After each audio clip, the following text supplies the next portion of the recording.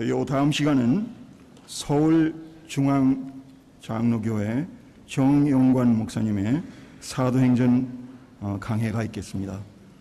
휴식 없이 40분 동안 이 자리에서 그냥 계속할 테니까 밖으로 나가지 마시고 그냥 앉아서 오늘 금식한 그런 효과를 그대로 지속하면서 강해 받으시고 은혜 많이 받으시기 바랍니다.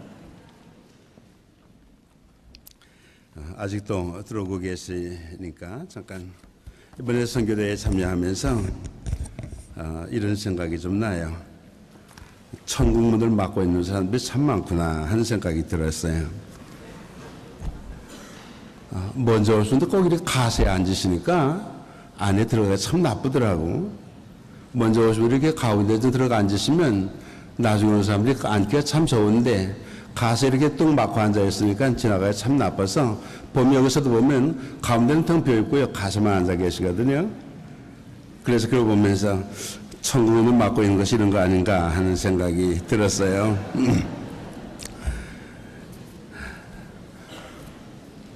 자, 우리 잠깐 기도하겠습니다.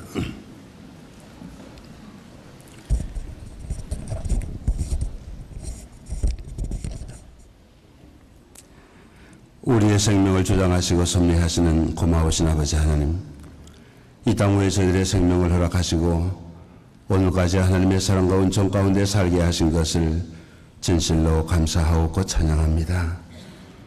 왜 하나님께서 저들의 생명을 세상에 내셨으며 왜 우리를 이렇게 사랑해 주시는지요.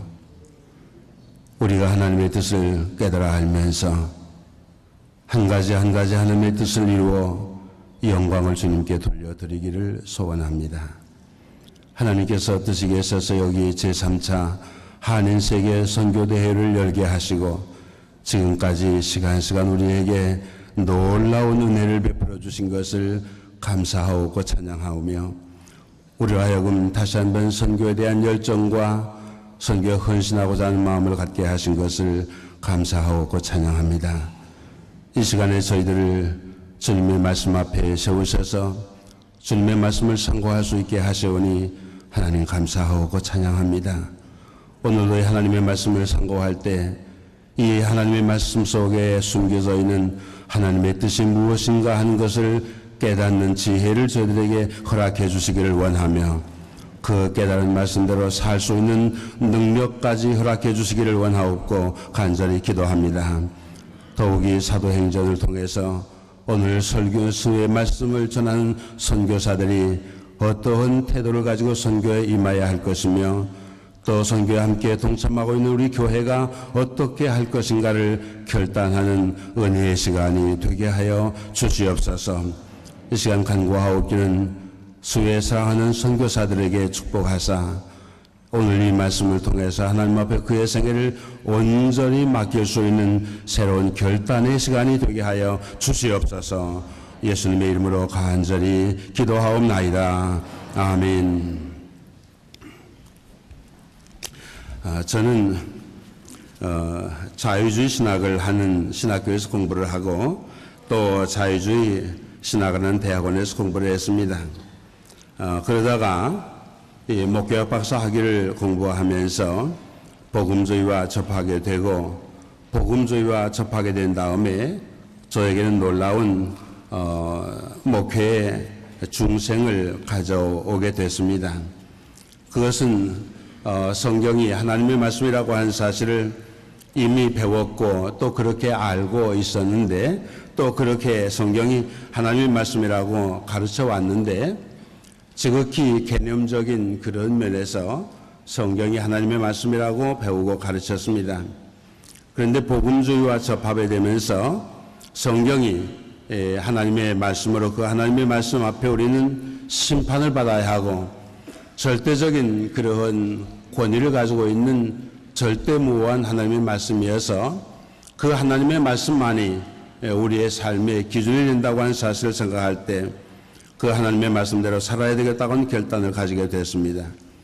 그리고 선교에 대한 이해도 과거에는 무슨 산업선교니 인권운동이니 이런 것만을 우리가 선교로 배워왔는데 선교는 하나님의 말씀을 나가서 전해서 사람의 영혼을 구원하고 회개시키고 하나님의 교회를 세우는 것이 선교다, 이런 사실을 깨달았을 때에 선교와 하나님의 말씀을 전하는 것만이 목사가 해야 할 본무라고 하는 생각을 가지게 되면서 그때부터 가졌던 모든 세상적인 욕심이나 또 교권에 대한 매력이나 이런 것을 다 잊어버리게 되고 하나님의 말씀을 가르치고 또 설교하는 일과 그리고 선교하는 일에 생애를 바치게 됐습니다. 그 후에 제가 3년 동안을 교회에서 사도행전 강해를 하는 동안에 이 사도행전은 저의 삶을 변화시킨, 생애를 변화시킨 그런 책이 됐습니다. 그래서 오늘 제가 여러분과 함께 이 사도행전을 공부하면서 특별히 여러분 성경을 좀 전부 다 한번 열어주시기 바랍니다. 사도행전 1장 8절을 우리 함께 봉독하도록 하겠습니다. 여러분께서 다 외우시는 말씀이고 또 이 말씀은 늘 외워야 할 말씀이라고 생각이 됩니다. 사도행전 1장 8절 우리 다 함께 봉독하겠습니다. 오직 성령이 너희에게 임하시면 너희가 권능을 받고 예루살렘과 온 유대와 사마리아와 땅 끝까지 이르러 내 증인이 되리라. 아멘. 바로 이 성경 말씀이 사도행전 전체에 요절이 되어지는 말씀입니다.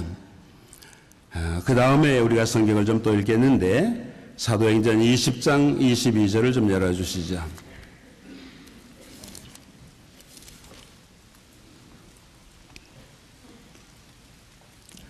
사도행전 20장 22절로 24절까지 저하고 여러분이 한 절씩 교독하고 24절은 같이 읽겠습니다. 제가 사도행전 20장 22절 말씀을 봉독합니다. 보라, 이제 나는 심령의 매임을 받아 예루살렘으로 가는데 거기서 무슨 일을 만날는지 알지 못하노라.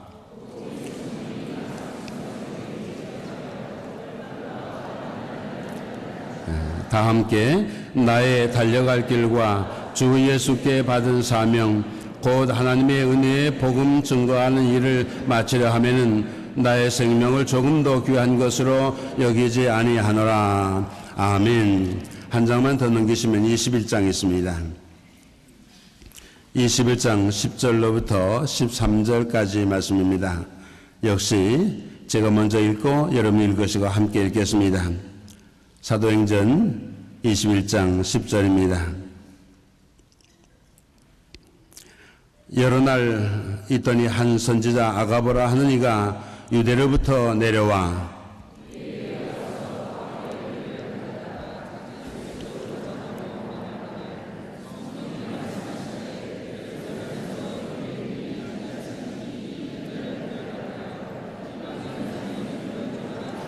우리가 그 말을 듣고 그곳 사람들로 더불어 바울에게 예루살렘으로 올라가지 말라 권하니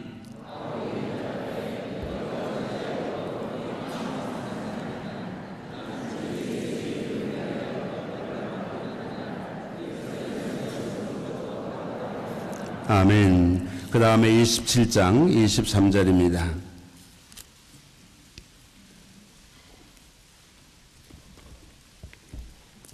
23, 24, 25절까지 우리 함께 읽겠습니다.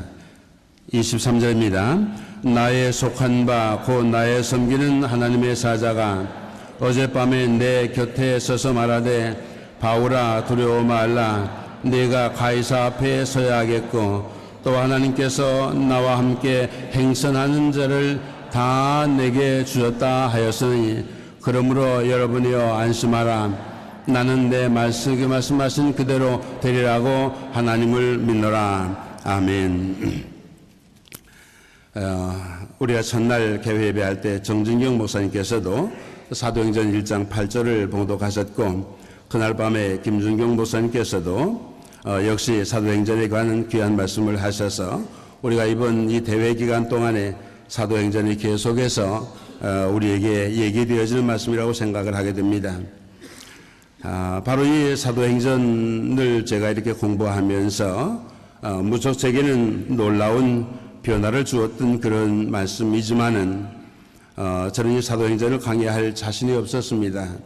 그 이유는 무엇인가 하니 내가 성경에 대한 새로운 이해를 가지게 되고 그리고 선교에 대한 이해를 가진 다음에 제가 선교사가 되고 싶었어요. 그런데 그때 이미 제 나이가 50이 넘어서 선교사가 될 수가 없었기 때문에 걱정을 하던 사이에 저희들 두 아이가 저를 대신해서 선교사의 길을 걸어가고 있기 때문에 이제는 제가 조금 자신 있게서 이 사도행전을 강의할 수가 있게 됐습니다. 그리고 이 다음에 혹 하나님께서 저의 모습을 좀 길게 살려주셔서 은퇴를 하게 되면 평생 못하던 선교를 좀 실제 현장에 나가서 선교 활동을 좀 하리라 하는 그런 생각을 가지고 있으면서 오늘 제가 이 말씀을 드리도록 하겠습니다. 여러분께서 가지고 계신 교재에 오늘 공부할 거기에 제 교재가 나와 있는데 그 중에 하나 틀린 것이 있으면 고절합니다만 이것이 혹시 책으로 나오면 교정을 하겠습니다만은 7-4쪽에 두 번째 성령 사역으로서의 선교라고 한 그곳에 1. 선교의 필수 조건으로서의 교회 성장 그리고 교회 성장의 유형이 있는데 거기에 원래 원고에는 교회 성장의 유형에는 3가지가 있는데 생물학적 성장, 이동 성장, 그 다음에 회심 성장 이렇게 3가지가 교회 성장의 유형이고 그 다음에 또 하나의 그 단으로 교회 성장의 방법이 있습니다. 근데 그 방법에는 내적 성장, 외적 성장, 확장 성장, 가교 성장 이렇게 4개로 되어져 있는데 이것이 인쇄하는 과정에서 그만 가운데가 빠져서 앞뒤만 되어져 있기 때문에 이 다음에 교정해서 출판할 수 있으리라 그렇게 생각이 되어집니다. 이제 여러분 우리가 사도행전을 바르게 이해하는 이 열쇠가 있습니다. 그것은 뭔가 하니 이 사도행전의 주제는 세계 선교입니다. 그리고 그 요절에 아까 우리가 읽은 1장 8절이 요절 말씀인데 바로 이 사도행전 전체는 성령의 사역인 선교를 우리에게 제시해 주고 있습니다. 그래서 이 하나님의 말씀이 사람에게서 사람으로 나라에서 나라로 지역에서 지역으로 넘어갈 때마다 성령께서 어떻게 역사하시고 계신가 하는 것을 우리에게 가르쳐 주고 있는 것이 바로 이 사도행전입니다. 그래서 사도행전은 성령의 사역으로서의 선교를 우리에게 말해주고 있습니다.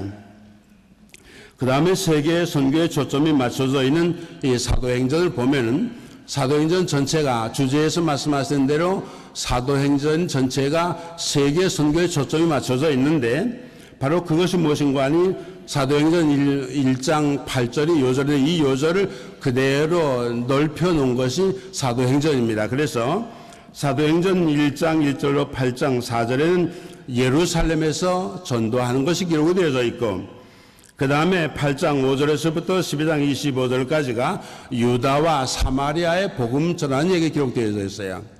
그 다음에 사도행전 13장 1절에서 마지막 절까지가 바로 땅끝까지 복음이 전파되는 얘기가 기록이 되어져 있기 때문에 사도행전 전체는 1장 8절을 넓혀놓은 것이라 그렇게 말할 수가 있는 것입니다.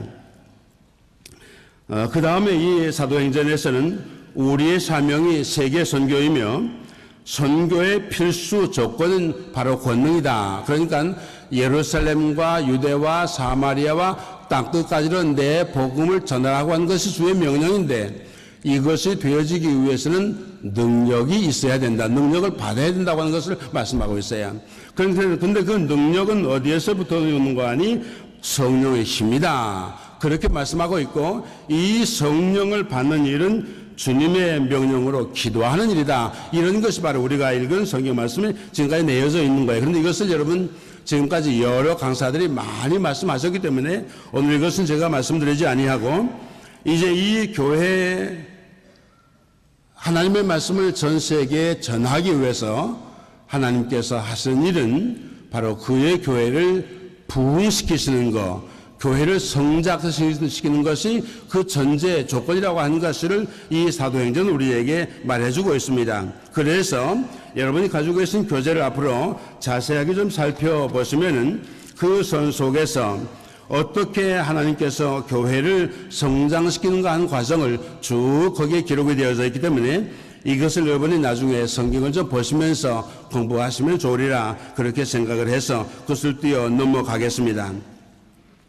이제 이 사도행전에서 선교사는 누가 선택하는 것인가 하는 것을 우리에게 말해주고 있는 것이 사도행전 13장 1절로부터 3절에 기록되어져 있는 말씀인데 이 말씀 속에서 바로 선교사를 선택하시는 바로 성령이시라고 하는 것을 우리에게 가르쳐주고 있습니다. 그래서 오늘 선교사로 선택받으신 여러분들은 하나님께서 친히 성령을 통해서 우리를 선교사로 선택해 주었다고 하는 사실 여러분 마음속에 꼭 기억하셔야 되리라고 생각합니다. 그러면 동시에 여러 선교사를 보내고 후원하는 후원교회 여러분들은 모두가 다 선교사를 우리가 선택한 것이 아니고 하나님께서 성령을 통해서 친히 선택하셨다고 하는 사실을 늘 마음속에 기억하셔야 됩니다. 그래서 선교사들은 하나님이 선택하신 것이지 우리 선교단체가 또 우리 교회가 선택한 것이 아니라고 하는 것을 우리는 마음속에 꼭 기억하시기를 바랍니다. 이렇게 하나님께서 선택하셔서 여러분 사도행전 13장 1절 이하에 있는 성경 말씀 보면 안디옥 교회 여러 수의 제자들이 있는 가운데 그들이 하나님 앞에 금식하고 기도할 때에 하나님께서 특별하게 두 사람 바나바와 사울을 따로 세우시고 그들을 안수해서 보내시는 그런 장면이 나와 있습니다. 자, 이렇게 해서 성령의 신이 선교사를 선택하시고 그들을 이제 보내셔서 제1차 선교 여행을 하는 것이 13장 4절 이하에서 14장 28절까지 자세하게 기록이 되어 있습니다. 이렇게 제1차 선교 여행을 마치고 이제 성공적으로 마치고 돌아온 다음에 안디옥 교회 안에 문제가 생겼습니다. 이제 이 문제를 어떻게 해결할 것인가 하는 것이 중요한 것인데 여러분 14장 이제 15장 그쪽 내려가시면서 14장 마지막과 15장 1절에 있는 성경 말씀을 보시면 이제 1차 선교 여행에서 돌아온 그들에게 크게 문제가 생긴 것이 있습니다. 여러분 성경 사도행전 15장 1절을 보시면 이런 말씀이 기록이 되어져 있습니다. 어떤 사람들이 유대로부터 내려와서 형제들을 가르치되 너희가 모세의 법대로 할례를 받지 아니하면 능히 구원을 얻지 못하리라 하니 바울과 바나바와 저희 사이에 적지 아니한 다툼과 변론이 일어났어요. 그래서 형들이 이 문제에 대하여 바울과 바나바 및 그 중에 몇 사람을 예루살렘에 있는 사도와 장로들에게 보내기로 작정했다.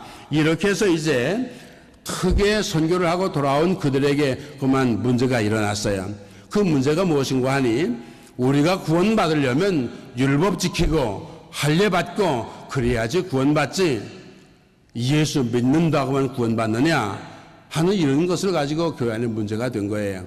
그래서 이렇게 심각하게 문제가 되어서 이 문제를 가지고 그들이 거기서 논란을 잠시 하다가 우리가 이 문제를 여기서 가지고 논란하지 말자 그래가지고 예루살렘에 그 얘기를 보고해서 예루살렘 회의가 시작이 된 것입니다. 그래서 이 사도행전 15장에는 예루살렘 회의가 열려서 최초로 우리 기독교 회의가 열려 있는 것이 나와 있습니다.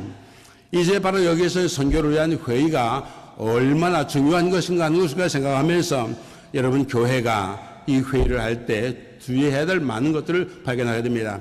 요즘 교회들이 많은 회의를 하게 돼요. 그래서 요즘 돌아가는 얘기 가운데 교회가 회 먹고 산다. 그런 얘기를 참 많이 해요. 회 먹고 산다. 그런데 그 회의가 너무 많이 하다가 보니까 교회가 회의를 통해 시험이 들게 돼요. 그래서 되도록이면 회의를 잘해야 되겠다 하는 그런 생각을 가지게 되는데 바로 이 회의가 열렸어요. 그래서 이제 어떻게 할 거냐. 그 회의의 주제가 무엇인가 하니 이방인이 기독교로 개종할 때 율법을 지켜야 하느냐 아니해야 하느냐 할례를 베풀어야 하느냐 아니해야 되나 이런 문제입니다.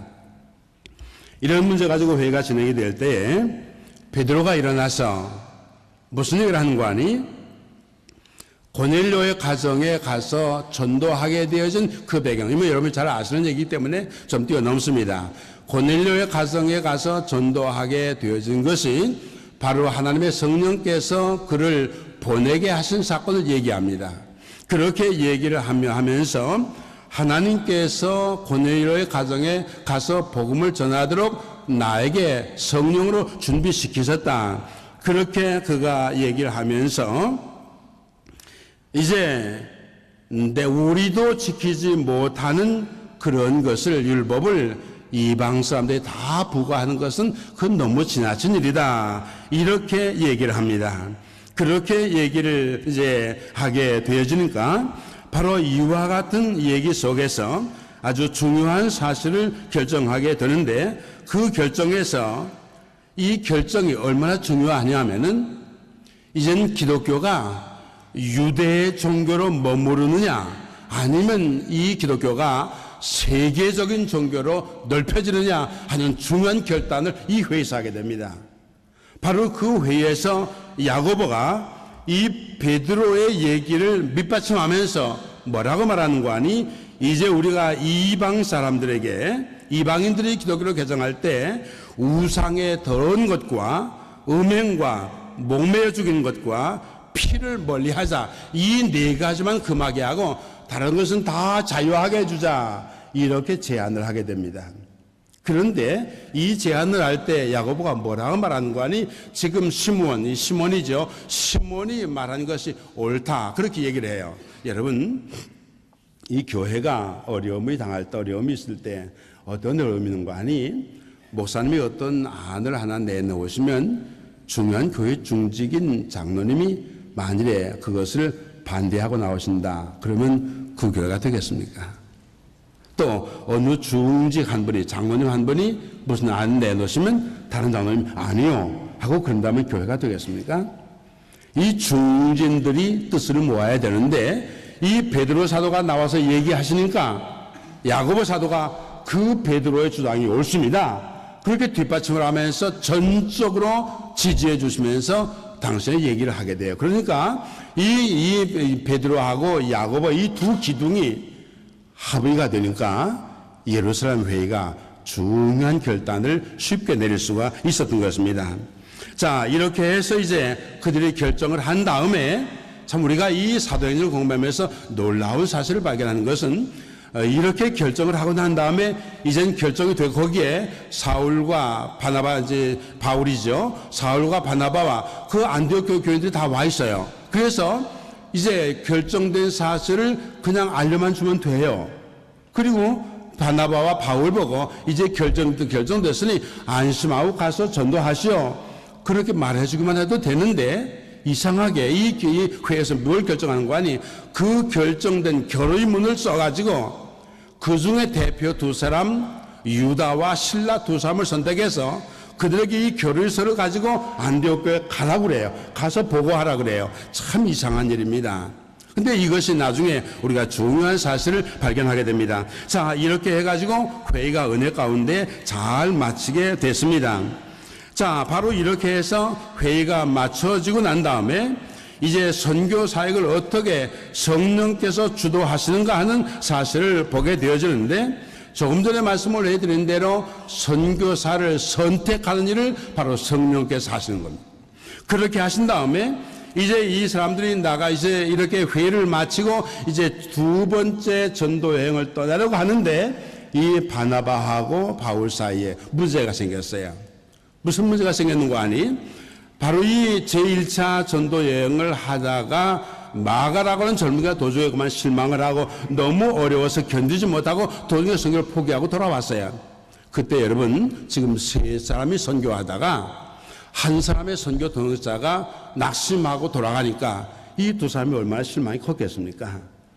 그러나 그들이 1차 선교여행을 잘 마치고 돌아와서 2차 선교여행을 떠나려고 할 때 이 바나바가 사울에게 요구하기를, 이 마가가 1차 선교여행을 하고 그리고서는 이제 하다가 도중에 그만두고 돌아간 것을 자기가 잘못을 뉘우치고 다시 가기를 원하니 우리 데리고 갑시다, 그렇게 요청을 했어요. 그러니까 바울이 말하기를 안 된다고 그러면서 거절을 했어요. 그래가지고 이 마가를 하나 데리고 가느냐 데리고 가지 않느냐, 이 문제를 가지고 이 두 사람이 크게 다투어서 그만 싸움이 벌어졌어요.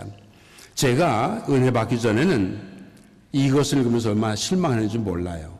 왜냐하면 이 바나바와 바울 같은 두 유명한 그 지도자가 이 마가 하나를 데리고 가는 문제를 가지고 나왔을 때 바나바가 우리 데리고 갑시다. 그럴 때 바나바가 바울이 그건 나는 마음에 들지 않지만 형제가 요구하니 그럼 데리고 갑시다. 그러든지 바울이 절대로 데리고 갈 수가 없다. 그러면 바나바가 나는 꼭 데리고 가고 싶은데 형제가 그렇게 원하면 그럼 그만둡시다. 그렇게 했으면 참 좋을 텐데 그렇게 하면 좋겠는데 그렇게 하면 그들이 둘이 싸워가지고 결국 헤어졌어요. 그걸 보고 제가 얼마나 실망했는지 몰라요. 근데 나중에 제가 은혜를 받고 이 성의 역사를 더듬어 보니까 아하, 이 두 사람이 헤어진 것이 이게 성령의 역사구나 하는 그런 생각을 발견하게 됐어요. 왜냐하면 바로 이 아주 유능한 이 선교자가 두 사람이 오리발 같이 붙어 다니면 선교가 잘 되겠습니까? 그러니까 이것을 나눠 놔야 되죠. 그래서 이제 저는 이것을 보면서 우리 장로교들이 이 여러 손 나눠줬단 말이에요. 나눠졌는데 아하, 그게 나눠지는 게 하나님의 역사구나. 그렇게 생각을 했어요. 우리 한국에서는 이 무슨 통합측, 합동측 이렇게 둘이 나눠져 있는데 지금은 처음에 아펜젤라하고 언더우드 선교사가 함께 와서 선교사를 시작했는데 그런데 통합측 따로 합동측 따로 했는데 그 두 개의 교회가 감리교회보다 더 크거든요. 제가 감리교 목사인데 또 거기 고신파가 있죠. 또 무슨 100여 개 예수교 예장파가 있다는데 그런데 얼마나 많이 커졌어요. 그런데 이 하나님의 역사는 또 나누는 것만 아니라 통합하는 것도 성령의 역사예요. 요즘은 또 이 장로가 통합하는 운동을 하잖아요. 그래서 바로 이와 같은 모든 것이 하나님의 성령의 역사라 이제 그렇게 생각이 돼요. 그래서 이렇게 선교단체가 두 개가 되죠. 이제 바나바 선교단, 바울 선교단. 그래서 이제 바나바 선교단은 바나바하고 마가가 이제 포함이 되어가지고 구보로로 해서 조금 전에 선교하신 이준교 선교사님이 사역하신 에집트에 내려가서 마가 거기 선교하셨거든요. 자, 그 다음에 이제 바울이 혼자 남았어요. 큰일 나지 않았어요? 그런데 이제 함께 갈 선교 동역자가 있어야 돼요. 그런데 바로 그 안디옥에 있는 사람들 가운데 선교 사역을 함께 할 사람을 선택하는데 누가 선택되는 거 아니? 신라가 선택되는 거예요. 그 신라가 누군가 아니? 바로 예루살렘에서 회의를 결정해 가지고 그 결정된 사실을 통보해 준 don자자예요. 그러니까 여기서 뭘 발견해야 되는 거 아니? 벌써 하나님께서 성령을 통해 선교사를 미리 준비하신 거예요. 이거 사람은 모르는 겁니다. 바울도 몰랐고 바나바도 몰랐어요. 그런데 하나님께서 성령을 통해서 미리 준비하셔서 신라를 그 회의 결과를 보고하게 하고 그로 하여금 바울과 함께 선교사로 떠나게 하는 겁니다. 이것이 성령의 역사예요. 그래서 이 선교는 성령이 하시는 것이지 사람이 하는 것이 아니라는 겁니다. 그리고 이 예루살렘 회의를 결정할 때 벌써 사람은 알지 못하는 벌써 사도행전 15장에서 회의를 하는데 사도행전 10장에서 이 베드로가 기도할 때 피장 시몬에서 기도할 때에 환상을 보여주신 그리고 그 환상을 통해 보여주시고 그를 고넬료의 가정에 가서 이방 사람들에게 복음을 전하게 함으로 벌써 이 예루살렘 회의를 미리 준비하게 하신 이런 것을 통해서 이것이 바로 성령의 역사라고 하는 사실을 우리가 발견하게 되는 겁니다. 이렇게 해서 성령께서 이 선교를 주도하시고 이루어 나가시면서 그러면서 그들이 제2차 선교여행을 떠나서 이제 선교여행을 하다가 사도행전 16장에서 무슨 생기는 거 아니? 이제 이 바울과 함께 또 거기에 디모데가 이제 합세가 됐죠. 그래가지고 전도를 하다 하는데 그들이 무시아에서 비두니아를 거쳐서 다시 이제 안디옥으로 돌아오려고 선교 계획을 세워가지고 선교하려고 하는데 하나님이 자꾸 그 길을 막으셨어요. 여러분 사도행전 16장에 보면 그 나와 있죠. 계속 막으세요. 이제 그래서 이 바울이 너무 낙심이 돼가지고 아무리 하려고 해도 안 되니까 할 수 없이 그가 드로아로 내려와 가지고 하룻밤에 바닷가를 거닐면서 낙심이 돼가지고 바닷가를 거닐고 있는데 마게도니아 사람 하나가 멀리 마게도니아에서 와서 손짓하면서 우리에서 도와달라고 그렇게 말을 해요.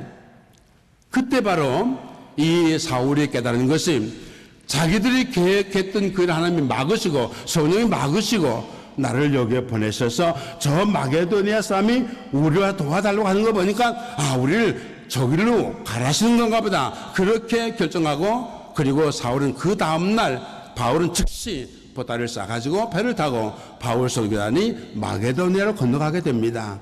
그래가지고 빌립보 찾아가서 빌립보 교회를 세우게 되죠. 여러분, 여기서 우리가 무엇을 발견하는고 하니, 여러분 생각해 보세요. 이 바울과 그 일행이 선교를 위해서 금식하고 기도했어요. 철야하고 기도했어요. 그리고 선교 계획을 세웠는데 하나님 막으셨단 말이에요. 사랑하는 여러분, 특히 선교사 여러분, 또 목회하시는 목사님 여러분, 우리가 금식하고 철야하고 기도하고 그 준비한 일이 때로 안 될 때가 있어요. 왜냐하면 우리가 기도하고 철야하고 금식하고 우리가 준비해도 우리의 준비는 완전하지 않거든요. 하나님의 뜻을 다 할 수 있는 게 아니거든요. 하나님의 뜻은 다른 곳에 있었던 거예요. 그래서 하나님께서 그 길을 막으셨는데, 여러분 생각해 보세요. 이 바울이 그렇게 기도하고 준비한 그 선교 계획대로 무시아에서 비두니아로 북쪽으로 갔다가 다시 동쪽으로 안디옥으로 가면 그 복음이 아시아에서만 뱅뱅 도는 복음이 되고 말 거예요. 그런데 하나님께서 성령을 통해 그 길을 막으시고 마게도니아 보내셔서 이 복음이 이 아시아에서 유럽으로 건너가게 된 거예요. 그러므로 인해서 우리 기독교의 복음이 전 세계적인 복음으로 바꿔지게 되는 겁니다. 이게 성령의 역사거든요. 이제 그래서 이 복음이 이제 이렇게 유럽으로 건너가서 그래가지고 그 복음이 미국으로 갔다가 다시 한국으로 왔다가 이렇게 되어지게 이 세계적인 복음이 되어진 것이 바로 성령의 역사였다고 하는 말입니다. 자, 이렇게 해가지고 성령께서 바로 선교를 주도하고 계시다고 하는 이 사실을 우리가 여기서 발견하게 되는 것인데, 바로 이것을 발견하면서 우리가 선교 사역을 해야 되는 겁니다.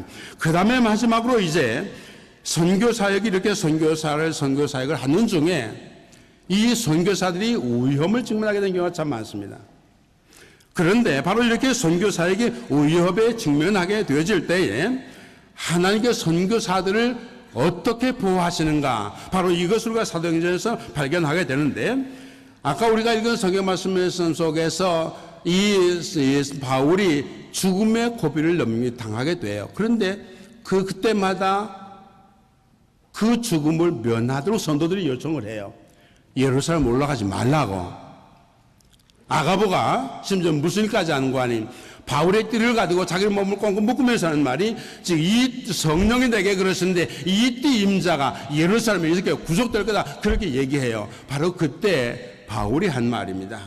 하나님께서 내게 맡겨준 사명을 위해서 이것을 완수하기 위해서는 내가 목숨을 조금도 귀한 것을 여기지 않는다, 그렇게 말씀하고 예루살렘으로 올라가서 죽기를 각오해요. 바로 여기에서 우리 선교사들이 하나님 앞에 생명을 맡기고 죽기를 각오해야 된다고 하는 것을 우리에게 가르쳐주고 있는 말씀입니다. 이제 시간 관계 때문에 다 얘기할 수가 없는데, 이 사도행전 여러분께서 계속 발견하셔야 될 것이 무엇인가 하니, 이제 바울이 하나님의 능력 도우심으로, 성령의 도우심으로 하나님의 종이 되어 선교사가 되어진 다음에 그가 얼마나 많은 죽음의 고비를 넘겼는지 몰라요. 죽음의 고비를 넘길 때, 죽음의 고비를 당할 때마다 하나님께서 이 사울을 보호하시는 일을 해요.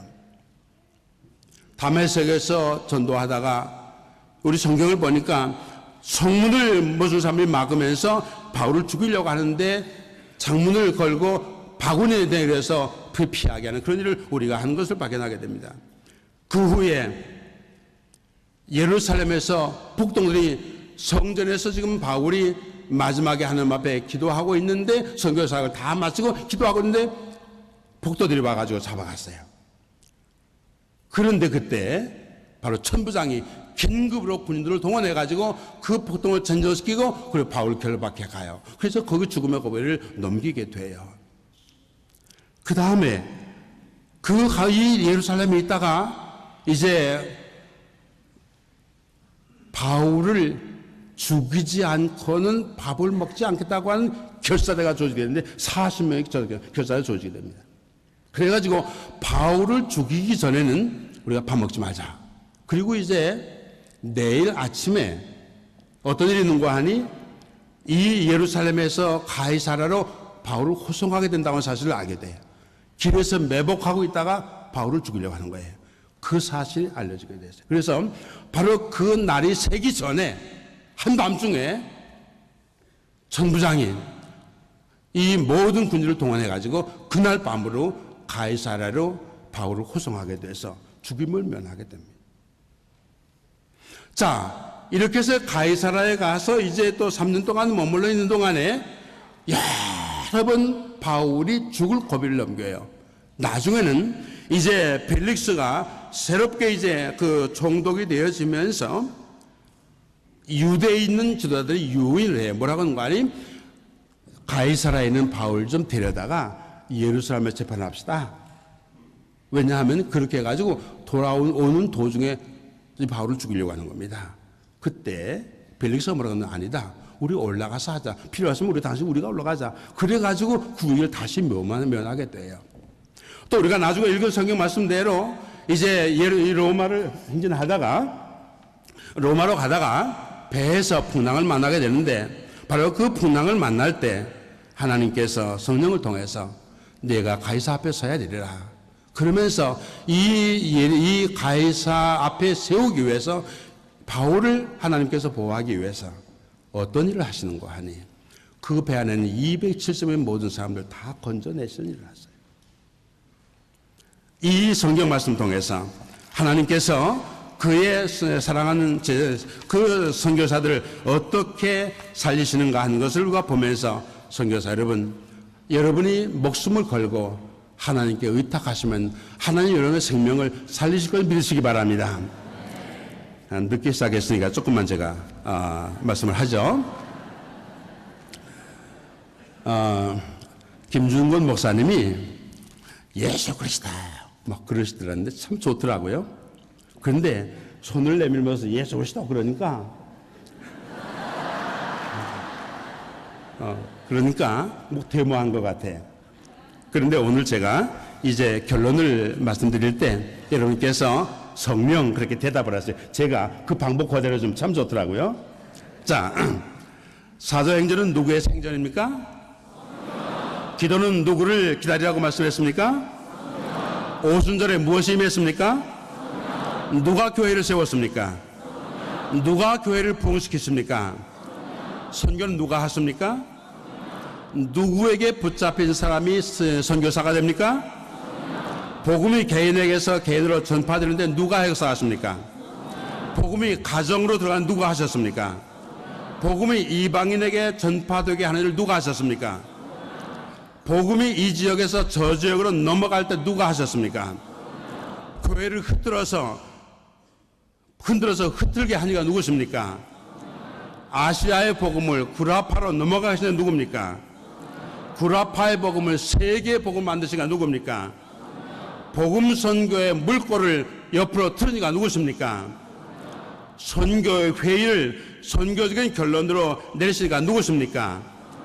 선교의 세사의 생명을 누가 지키십니까? 선교사는 누구에게 붙잡힌 사람이라고요? 네, 바로 성령에 붙잡힌 사람이 선교사고 성령께서 선교하고 계신 것을 말씀하는 것이 사도행전임을 기억하시기 바랍니다. 고맙습니다.